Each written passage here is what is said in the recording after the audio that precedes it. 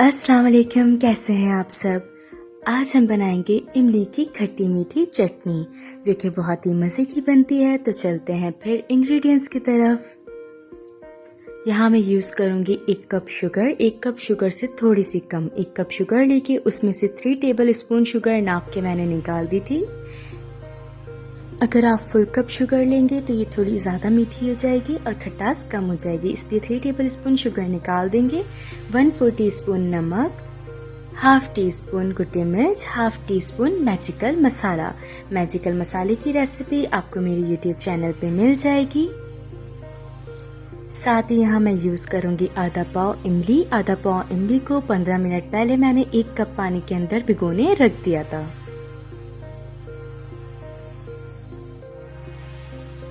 तो चलते हैं फिर रेसिपी की तरफ। सबसे पहले एक पैन लेंगे और उसके अंदर इमली का गूदा डाल देंगे। ख्याल रखना है कि चूल्हा भी हम नहीं जलाएंगे। पैन गरम ना हो, साथ ही उसके अंदर चीनी भी डाल देंगे इमली पर और मसाले भी डाल देंगे, मैजिकल मसाला, कुटी मिर्च और नमक। अब चूल्हा जला देंगे और चमचा चला के तमाम चीज़ों को मिक्स कर देंगे। फ्लेम को फुल रखेंगे ताकि उबाल आ जाए।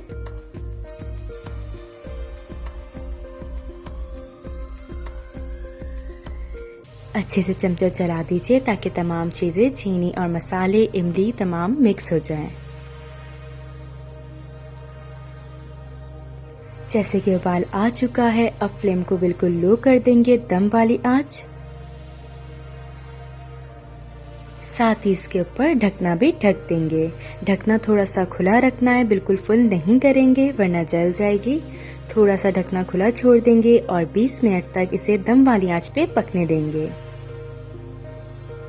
20 मिनट हो चुके हैं और इमली की चटनी बिल्कुल तैयार है। जैसे कि आप देख सकते हैं, इसकी कंसिस्टेंसी थोड़ी पतली होनी चाहिए क्योंकि जब ये ठंडी होगी तो ये ऑटोमेटिकली खुद थिक हो जाती है। तो आंच बंद कर दीजिए, चूल्हा बंद कर दीजिए। आपकी चटनी बिल्कुल तैयार है और आधे घंटे के लिए इसे ठंडा होने के लिए रख दें। फिर इसे ठंडा होने के बाद आप 3 महीने तक फ्रिज में स्टोर करके रख सकते हैं। किसी भी एयरटाइट बर्तन के अंदर आप इसे स्टोर करके 3 महीने तक रख सकते हैं। बहुत ही मज़े की लगती है आलू के पराठों के साथ। आप चाहें तो इसे बेसन के पराठों के साथ सर्व कीजिए। आधा घंटा हो गया था चटनी को रखे हुए। आप देख सकते हैं इसकी कंसिस्टेंसी कि ऑटोमेटिकली थिक हो चुकी है। बहुत ही मज़े की बनती है, बिल्कुल खट्टा मीठा सा टेस्ट होता है। ज़रूर ट्राई करिएगा।